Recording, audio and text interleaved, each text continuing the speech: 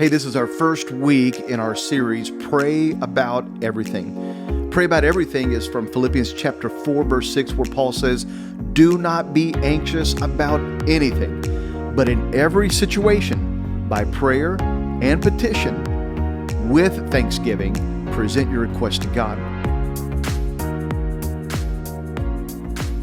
Number 2, thankfulness builds faith and trust.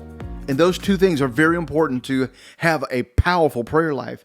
Thankfulness recalls God's past faithfulness.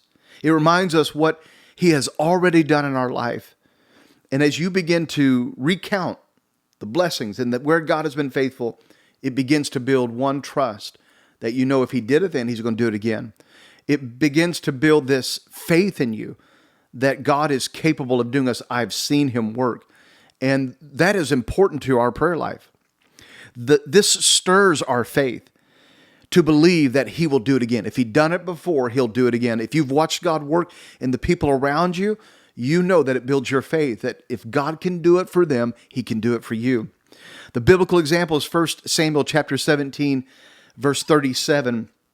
David begins to recall God's past victories before facing this great giant Goliath.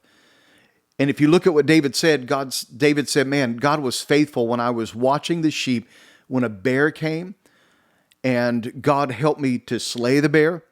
When the lion came, He helped me to slay the lion, and I was able to do what God wanted me to do.